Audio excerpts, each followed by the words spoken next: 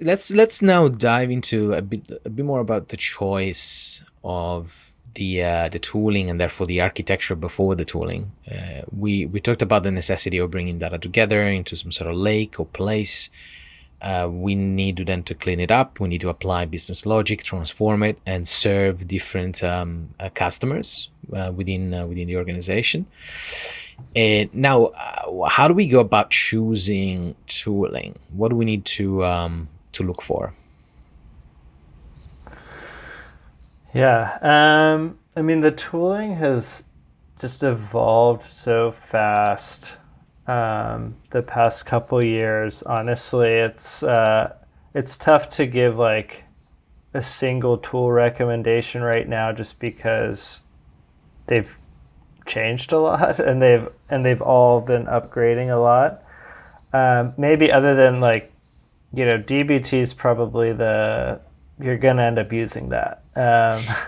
So uh, depending on how much you like DBT, several of these tools have recently added a bunch of different integrations to it, so that might weigh on your decision.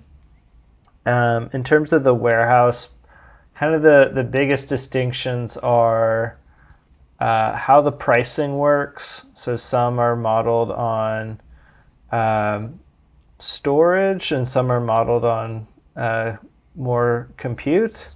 So BigQuery, every time you run a query, that's when they charge you. Whereas Redshift charges you monthly.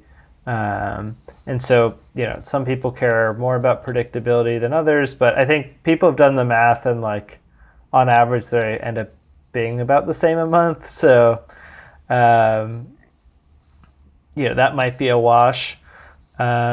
And then there's also kind of the notion of like, how much do you want to be able to tweak your data warehouse? So that's why Snowflake is such a big deal. Is they kind of manage a lot of the stuff for you. And so if that's of a concern, maybe if you don't have that many resources, you might want to pay attention to which data warehouse provides more optimization stuff automatic for you. Yeah. Um, and then yeah, and then on the ELT tools, um, Fivetran was really kind of a rocket ship for a while there. Kind of seemed like clear winner. Now you have Airbyte. It's gotten an insane amount of funding. Oh wow. They're kind of an open source approach. And that's the thing. Like on each part of the stack, other than DBT's part, there's been so many new entrants and so many different kind of visions for how it could play out. It's tough to give like just here's what you should get, and it keeps changing. Yeah, but the principles obviously changed a lot slower. So, do you think we can use those? Like, can we establish a set of principles and hopefully they will act as a north star when it comes to making these decisions? I mean, I think in general, performance is similar. I think the biggest differences are like pricing model, amount of automatic management by the tool. Uh-huh. And so like if you're a small team, probably skew to more managed stuff. If you have a big team and you need company, really yeah. custom stuff, skew the other way. Yeah. I'm trying to think what else sticks out in terms of evaluation criteria. Yeah, it'd be great if there was just one that was way more performant, but they're all pretty close these days. Yeah. And Yeah. maybe level of integration again. Like what Yeah, other exactly. tools The are you integration. already using? Yeah. Yeah. Does that matter to you? Do you want to switch to other tools? That sort of thing. Um, is Airbyte the company using Singer, the open source like, was it a protocol to create Singer tabs to interface sort of any source with any sync? I Well, I'm just I should have checked it before asking I'm you. pretty sure they're not.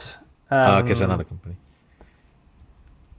I Yeah, I'm pretty remember sure it's looking at. not. But I don't know a ton about them other than they've raised like some ungodly amount of money, Yeah, and are like open source first. But yeah, yeah. Cool, cool. Yeah, yeah. We talked about operational costs in a storage processing.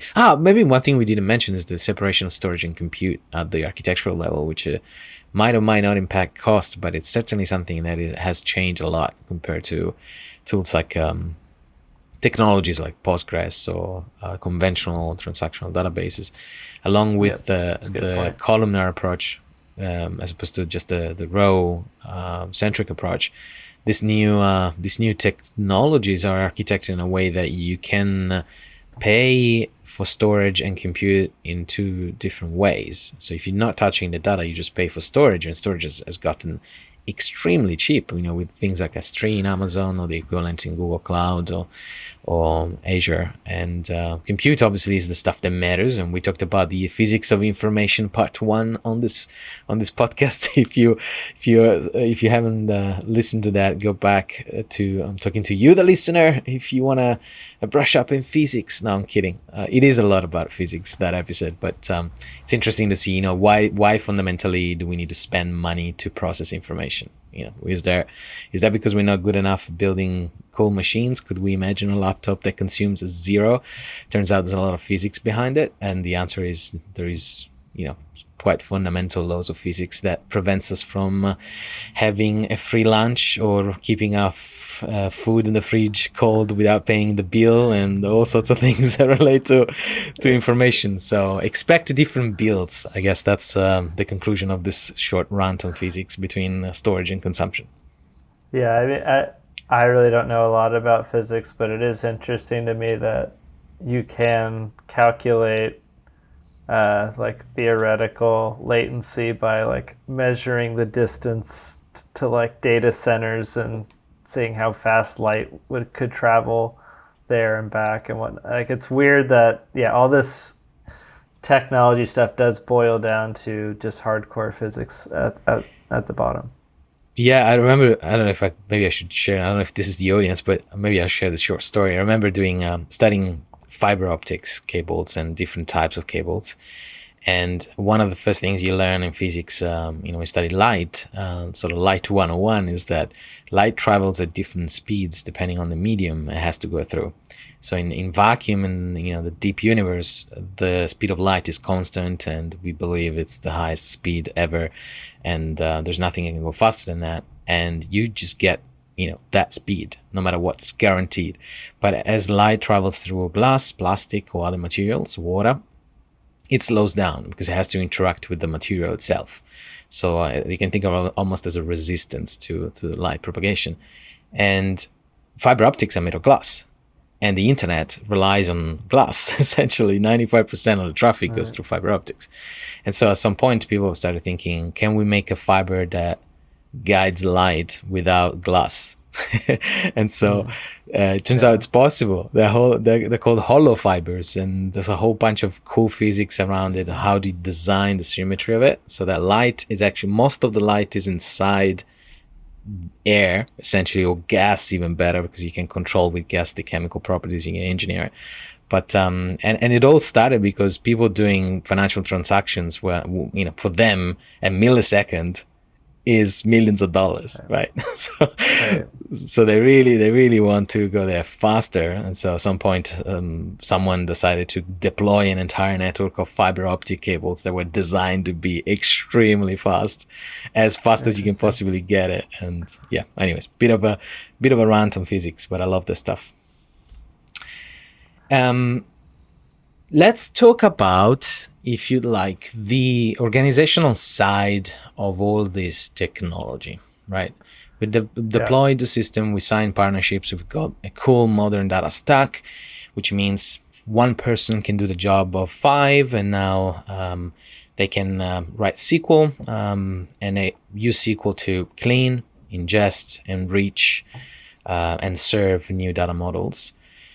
How so let's say that for a second the technology part of the problem is solved, and it's a big assumption, but suppose that's solved. Yeah. What else stands in the way of using this assets to do valuable stuff for the business, for the organization? Yeah. I was actually brainstorming on this for a post yesterday. Not that I've come up with a exhaustive list, but so there's a few things that are going on that are super positive with this movement. So as you said, it makes it more accessible for analyst types to contribute to the data model, which is great. You can, again, kind of build these layers and kind of iterate your way to a better data model.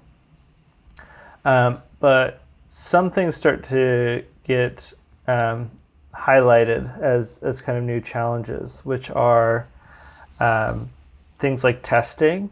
So dbt has testing, but you have to write them all yourself.